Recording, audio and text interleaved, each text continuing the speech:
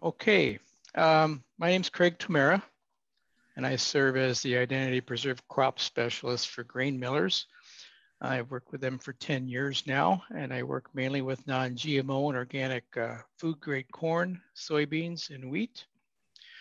This is my 43rd year working in agriculture. I started in the fertilizer business, had my own crop consulting business back in Illinois for a while, and then I moved on to seed production, both for non-GMO and GMO seed production. And in the latter years, I started working with some organic seed production.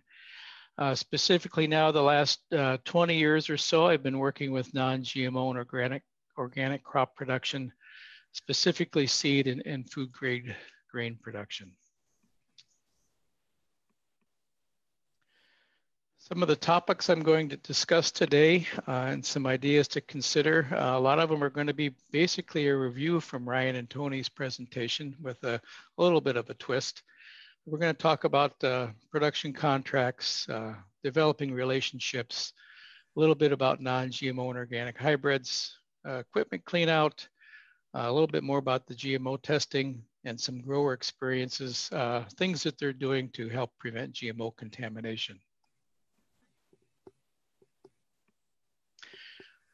The first slide I like to start all my presentations on is this one, and that if you're in that specialized market, especially food grade production, we are producing a food ingredient. We're not producing grain anymore.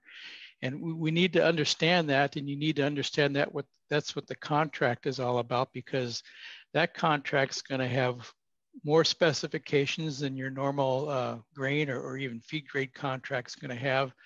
And those specifications are going to probably be a little bit more tighter than those other contracts. So it's a good place to start, is to understand that contract. And so with that in mind, you need to know the markets that you want to sell into. Is it going to be a food grade market, or is it going to be a feed grade market? You need to sit down with your buyer so you can understand what your production contract is asking of you and the quality specifications that you must produce to. This particular webinar is focusing on GMO detection limits. And so whether that's a food grade contract or a feed grade contract, those detection limits are going to differ. And even within food grade contracts, company A is going to have one maximum level of detection that they'll allow. Company B is going to have another, company C may have another. It's not standard across all companies. Other requirements would be test weight requirements, grain moisture requirements, BCFM stress cracks, and others. But the main thing I want to get across here is when you're looking at contracts and deciding what markets you want to play in, please ask us questions. This is the time to sit down and really review the contract and what's expected of you. I'd much rather someone come back to me and say, hey, Craig, I've looked over this contract and the specifications, and I just can't do it. I just don't think I could do this and be successful at it, or they're too tight, or I don't agree with them, something like that. I'd much rather have that conversation with you before planting than to have the conversation with you after harvest or at delivery time and have to tell you that, your corn looked nice, but we had to reject it because of GMO contamination or some other specification. It's not a conversation I like to have. And quite frankly, all the companies that are in our business, that's a phone call we don't like making. And quite honestly, we're in business to help you grow good food grade products and to help you succeed at that, and not to reject your product. It's just really, not a good conversation to have after you put a whole summer's worth of work into it. Secondly, if you're going to work in the food grade markets or any market, you want to develop some good relationships. First with your buyer and processor. Again, ask your questions about the contracts, know what your specifications you need to grow into. What are their needs for different types of crops, and also they'd like to hear back from you on, during the year, what crop updates. How's it going? Are you having problems? weather related, insect related, disease related, things like that will just help build that bond with them a little tighter and keep that communication channel open. Develop your relationship with your neighbors. And I'm sure many of you are already doing that, but keep them informed on your cropping plans and learn about what their cropping plans are, especially if they're going to produce GMO crops. Again, this develops better communication lines between you both and will help in case problems arise later on down the road. Also develop good relationships with your seed companies. You know, they've got a wealth of information that they don't always readily share with you, but you know, if you can ask the right questions or press them for answers, I'm sure they'll get it for you. But again, discuss with them what markets you're producing for and what specifications you need for those markets. You know, that way they're not trying to sell you, you know, high yielding hybrid A because, you know, that's the hot one for the year. But, you know, maybe they have some other hybrids there that'll fit, you know, the exact market that you're trying to grow into and would, in the end, make you more money. Ask them, what are they doing to promote seed purity in their seed production fields? And of course, you know, ask them and discuss with them if they have any GMO test scores available on their seed that you'll be buying. A little bit about non-GMO hybrids and organic hybrids. Grain millers for our food growers, we do have an approved list that we've tested for food quality specifications. We don't test the hybrids for GMO. We allow the seed companies to do that. But when you look at our list, or if you're looking through the seed catalogs, there's going to be some terms out there that you might not be real familiar with. And I'll go through those real quick here. The AgriGold Seed Company, they don't have any designation next to their hybrid numbers, but they do state in their seed catalog that all seed lots are PCR tested, and any that show a test score of less than 1% are directed to growers for non-GMO / organic premium markets. If you look at the Beck's catalog, you'll see a PQ designation after some of their hybrids. That stands for premium quality, which means they're 99.5% plus purity non-GMO. The Bayer Seed Company, and they've got a lot of seed companies under their umbrella. They have an A designation, which stands for less than 2% GMO detection in that particular hybrid. And they have a AA designation that says that it's less than 0.25% GMO detection on that particular hybrid. So in that case, we need to make sure we keep our A and AA straight when ordering our seed. Prairie Hybrids has a PCV designation on some of their hybrids, which stands for less than 0.25% GMO detection. Viking or Albert Lee Seed, as we mentioned earlier, they have a designation P, which is pure non-GMO, which is 99% pure non-GMO. And they have the UP designation on some of their hybrids, and that's 99.9% ultra pure non-GMO. I checked the Blue River company. I called Scott there and also checked their catalog, and they don't really have a stated percent assurance like the other companies do, but they have a nice little section in their seed catalog that explains how they produce their organic seed corn from the field through the plant and sampling, following all following all NOP regulations for isolations and buffer zones. They have an organic certified seed conditioning plant. Scott did mention that they do a lot of field inspections and a lot of field roguing to make sure that the plants out in the field, there aren't any off types in there, at least the ones that they can see anyway. They also do seed lot GMO testing, but they don't usually make those numbers public unless someone calls and asks for them specifically. There's many other seed companies that have a lot of good hybrids for food and feed grade use that do not market or state in their publications any certain GMO assurance level for purity on their hybrids. I'm not trying to single out the ones that do, that they're better or they're not better, because there are a lot of other companies out there that our growers use their corn for. There's various reasons they don't market those particular numbers or don't have a special marketing program that designates certain varieties are more pure than others. However, these companies, as well as the ones that we spoke with earlier or spoke about earlier, in the last 5 or 10 years, seed development, seed growing has changed a lot. So they've made a lot of big improvements in their seed production protocols with equipment, seed conditioning facilities, a lot of different areas to help them reduce the occurrence of cross-pollination and contamination of seed purity. I guess, the best thing to do, again, is to develop that relationship with that specific seedsman that you're working with and discuss some of these concerns that you have and discuss with them what you're trying to do, and they'll get the information for you. The grain millers, grain sampling, and non-GMO testing procedures, I'm not going to go through step by step. I will say that as far as grain sampling on all inbound trucks bringing grain into our facilities, we follow the FGIS grain sampling protocols, period. There's no other protocols to follow, really. We don't make up our own. We want to make sure that we're doing things that that are FGIS approved and can back up in case any questions or concerns come up later on.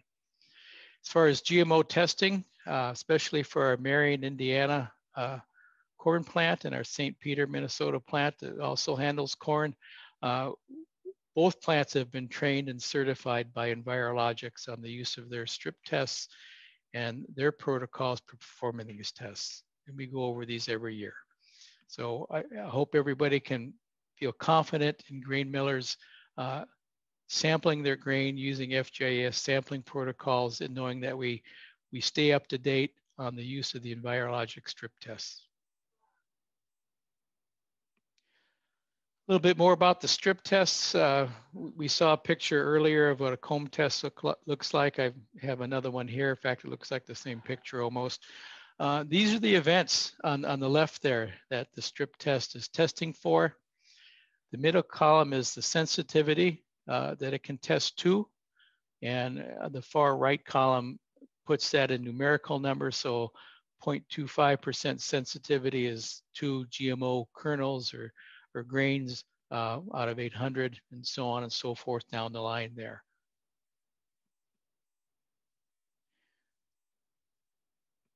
I do work with soybeans, like I said earlier, and we do strip testing on all those. Not quite as large a comb, but when I first started in the business, we had one and then 2 comb strips on each comb. That was Roundup Ready and Liberty Link. 2 years ago, the Extend or dicamba strip test was added.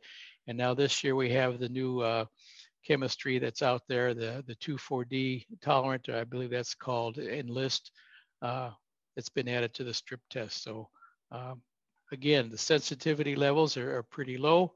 And you can see there that it only takes basically 1 grain in either 400 or 1,000 kernels to get to that particular level of sensitivity.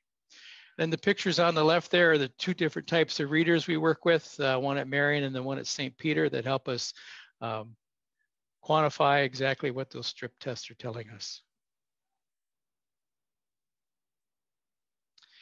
So a few things to help be prepared or increase your odds for success, and some ideas that some growers are using. I'll kind of review with you here in these last couple slides before we turn it back over to the question and answer period. Number one, plan your crop rotations to help prevent exposure. Discuss those rotations with neighboring farmers. Let them understand what you're doing and find out what they're also doing.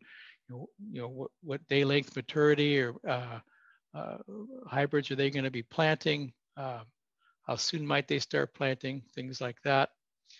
Again, develop that relationship with your seedsman in seed selection. Know your seed and have a good working relationship with them, and ask them, do they test for the presence of GMO in their seed? And if so, can they let you know what it is so you know what your starting point is?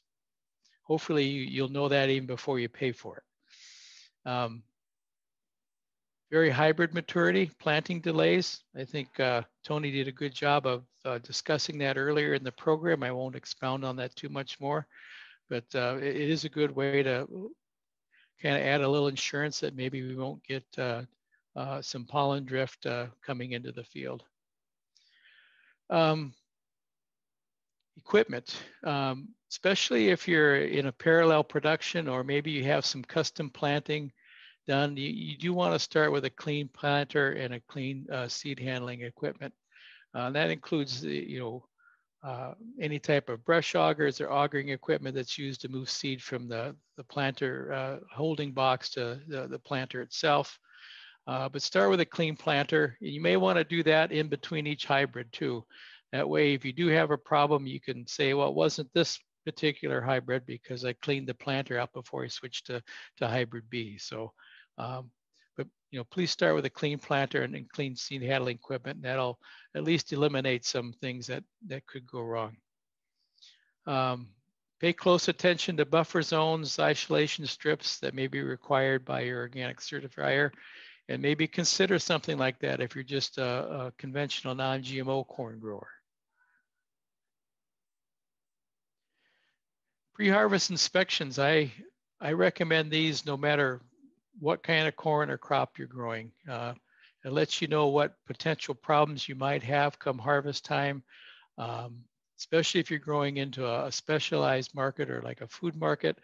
It lets you know if you got some disease issues, weed issues, insect issues, but you can also, as long as the corn's not real wet, you can pull some ears off certain parts of the field and you could test those for GMO contamination.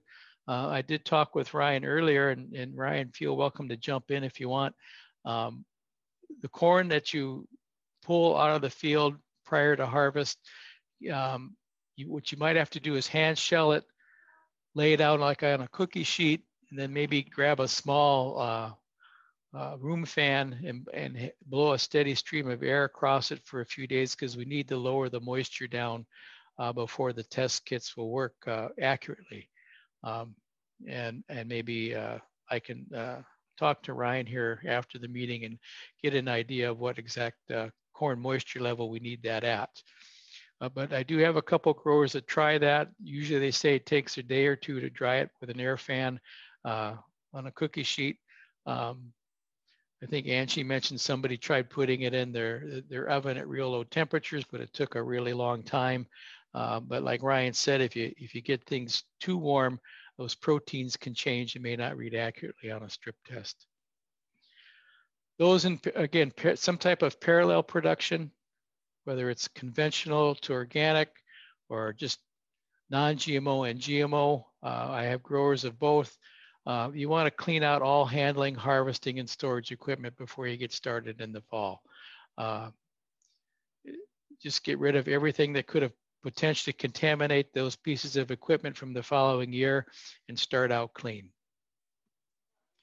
Harvest border rows, isolation strips, buffer strips separately, and use those for feed. Store them separately and use them in another market if it pops up, or just take them directly to town and get rid of them. Do not risk the remainder of your corn in the field by storing them together. You don't want to cause a problem you could have prevented. It may look like you're losing some money or throwing away some good corn, but you just never know what those border strips and isolation rows are going to have in them. Even if they test them and they test clean, you're not testing every ear out there, and there could still be some problems there. Few of my growers, when they're harvesting, they subsample their fields and test for GMO during the actual harvest. A lot of times they don't have to pre-dry the samples. They're usually dry enough coming out of the field, in most years anyway, that they can just test them right away. They may subsample by acreage in that field, so maybe every 10 acres, they'll collect a composite off that 10 acres or 20 acres, whatever it might be, depending on the field size, and test that for GMO before it goes into the bin. Or they may actually separate the field by hybrids if they have 2 or 3 hybrids planted in the field That way they know, if they have a problem on any one particular hybrid that might be getting commingled in a bin with other hybrids. Or they might do a hybrid of both and subsample by acreage in hybrids, but they seem pretty happy with it so far. It does give them a level of assurance that at least as far as they know and as far as the test can tell them, that they don't have an issue with GMO contamination at harvest time. If they do, some of them do have a small bin. They can store that grain in separately, like where they put their border rows in. And some will just, if they're really confident in the score and it's high enough, they'll just take it straight to town or find a feed market for it. This particular way of doing things there, it may not prevent GMO contamination, but it will help manage it before delivery, as will a lot of the other things I spoke about. You do all you can and keep things clean, keep things separated, do your testing, and odds are you're going to have a pretty good success rate. I know there's a lot more questions out there. We're running a little long, so I'm going to wrap it up for now, but I will answer any questions you might have. Thank you. Wonderful. Craig, thank you so much. That was some really good information, really helpful from both the farmer's perspective and from the buyer's perspective.